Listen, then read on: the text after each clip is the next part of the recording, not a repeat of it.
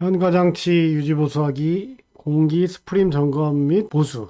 공기 스프링을 확인할 수 있다. 이게 지금 목표입니다. 공기 스프링은 승차감 향상과 볼스터리스 대차의 곡선 통과를 원활하기 위해 저횡광성 구조의 공기 스프링을 사용한다. 공기 스프링 사용하는데 볼스터리스 대차에서 사용하고, 볼스터 대차는 예전에 쓰던 현가장치가 들어있는 그 대차를 볼스터 대차라고 하잖아요. 근데 볼스터리스 대차는 이 공기 스프링, 그러니까 뭐 튜브처럼 생긴 건데 그놈을 사용하면서 볼스터리스 대차를 쓰게 되는 거죠. 차체 측과 대차 프레임이 상하부 급기구, 벨로우즈라고 부르는데, 급기구는 그냥 구멍이잖아요. 근데 벨로우즈라고 하는 건 뭐 어느 회사 들어왔어요. 그때 벨로우즈를 여러 가지로 만드는데 그 중에 이렇게 이제 주름관 형태가 있어서 압축력을 좀 받을 수 있는 이런 제품을 벨로우즈라고 하거든요.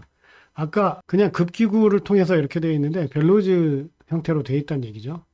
대차 프레임 내의 보조 공기실과 공기 스프링 내의 작은 구멍을 통해서 감쇄작용을 해서 차체 상하 진동과 롤링을 억제한다. 이게 무슨 얘기냐면, 공기실 이렇게 있잖아요. 근데 얘가 이제 위에서 콱 누르는 힘이 작용된다고 하면 작은 구멍이 있다고 칩시다. 그럼 이런 구멍이 빠져나가면서 충격이 이렇게 흡수되겠죠. 공기 스프링 내에 이런 그 구멍들을 둬서 충격력을 감쇄하는 겁니다. 전기동차 형식 차량에서는 1차 현가장치로 공기 스프링을 주로 사용하고, 전기기관차 형식의 차량에서는 공렬의 대형 스프링과 댐퍼를 결합하고 사용하고 있으며, 본 교재에서는 공기 스프링을 적용해 사용한다. 전기기관차가 예전 차량이고 전기동차가 요새 차량이잖아요. 요새 차량은 공기 스프링을 사용한다는 얘기죠. 그리고 이 차가 이제 전기 차량 대차 장치잖아요. 그러니까 전기 차량에 사용되는 공기 스프링을 확인한다는 거예요. 공기 스프링은 조정봉, 공기 스프링, 레벨링 밸브, 정지구, 차압변 이렇게 되어 있는데, 사진을 보시면 이게 이제 조정봉입니다. 레벨링 밸브랑 연결되어 있어서, 레벨링 밸브라는 건 레벨, 수평이죠. 수평을 유지하느냐를 가지고 밸브를 열었다, 닫았다, 이렇게 사용하는 밸브를 얘기하는 거예요. 요거랑 조정봉을 두는 겁니다. 그러면 얘가 만약에 차가 이쪽으로 기울어져요. 그러면 여기가 좀 낮아지죠. 그러면 레벨링 밸브가 열리겠죠. 닫히겠죠. 이쪽이 눌려야 되니까 닫히겠죠.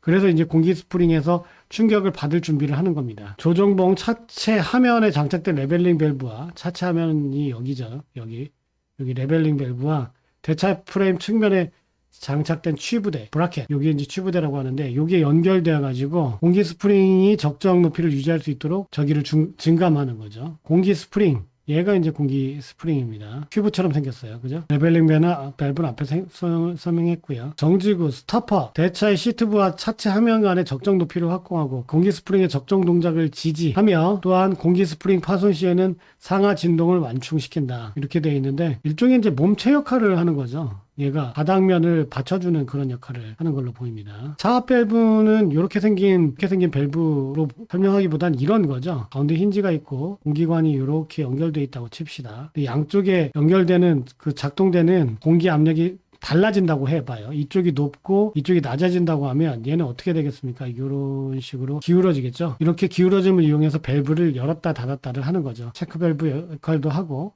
열린 밸브 역할도 하고, 좌우 공기 스프링의 압력차가 발생했을 때 보조 압력을 집어넣을 수 있게끔 밸브 역할을 하는 것이 차압 밸브입니다. 조정봉 더 자세히 보이죠? 이렇게 레벨링 밸브가 여기에 있죠. 그 다음에 공기 스프링이 이제 튜브 형태다 보니까 각부 변형, 뭐 유관 이런 것도 있지만, 먼지라든지 유해 약품, 기름, 요게 저희 그 고무장갑을 제가 비누에다가 묻힌 상태로 그냥 방치를 했더니만 고무장갑이 녹더라고요. 그러니까 이런 고무 제품이나 이런 애들은 특정 화학 제품에 노출이 되면 고무가 녹습니다. 밸브나 스프링 같은 것들을 뭘로 만들었는지 그 제품을 뜯어보기 전에는 알 수 없지만, 어쨌든 우리가 흔히 알기로도 아세톤 이런 데다가 고무 제품을 집어넣으면, 접촉을 해서 방치를 하면 녹잖아요. 근데 그런 것들은 어디서나 흔하게 볼 수 있는 화학 제품이긴 하지만, 그래서 그런 것들이 묻지 않도록 확인을 해야 되겠죠. 자, 레벨링 밸브는 여기 나오네요. 그 좌우에 따라 다르겠지만, 얘가 이렇게 밀려 올라갔다는 건 눌렸다는 거고, 배기를 시키는 거고요. 그 다음에 차체가 이렇게 기울으면 차체 밑에 요게 이제 평행면이 되는 것이고, 그럼 상대적으로 이렇게 되는 거죠. 레벨링 밸브가. 그러면 얘가 이쪽에 이제 공기를 채워 넣는 형태가 되는 거죠.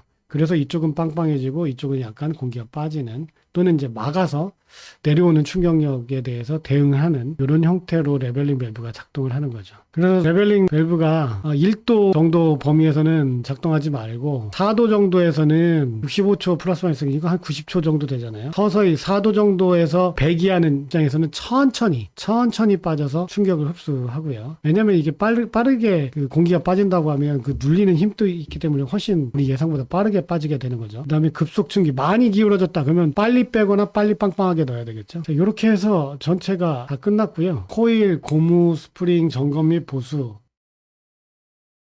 아까 봤던 공기 스프링, 얘가 이제 댐퍼죠. 댐퍼가 이제 충격, 진동, 충격, 이걸 흡수하는 댐퍼입니다. 수직 수평 방향으로 장착을 하죠. 그 다음 코일 스프링, 여기에 정상적으로 작동하는지 보고요. 여기는 스프링인데 고무 스프링을 달아놨네요.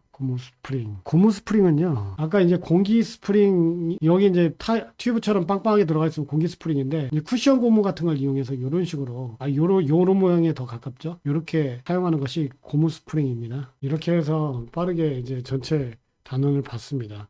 대체장치 유지보수를 우리가 공부하면서 느낀 건 이게 이제 아무래도 실습용 NCS로 구성되어 있다 보니까 이론 과목으로 대체장치를 이야기할 때는 얘가 뭔지 구조가 뭔지 이런 것들 이제 확인하고 걔가 하는 일이 뭔지 확인하고 거기 각각의 요소가 갖고 있는 기계적인, 기계역학적인 또는 유체역학적인 해석, 원리 이런 것들을 얘기하는 것이 주요 내용이었어요. 그리고 검사에 관련돼서 그 이야기가 계속 나왔죠. 비파괴 검사, 엑스레이 검사도 있었지만 공기 누설 검사도 있었고 침투 비파괴 검사도 있었고요. 특정으로 3차원 측정이나 그 다음에 이제 하륜이라든지 이런 것들을 가공할 때 사용하는 단조 가공이라든지 선반 가공이라든지 이런 내용들이 그 이야기 나눴던 지식 중에 하나였습니다. 그런 내용들을 또 추후에 쭉 정리해서 시험 공부하는 데 도움을 주도록 하겠습니다. 이런 철도 과목에 관련된 이론을 이런 식으로 쭉 훑어보고 또 실습도 진행하다는 것을 보여주기 위해서 이런 영상들은 미흡하지만 공개 영상으로 만들었습니다. 두려움 갖지 말고 철도를 차근차근 익히는데 우리 학습이 도움이 되었으면 합니다. 감사합니다.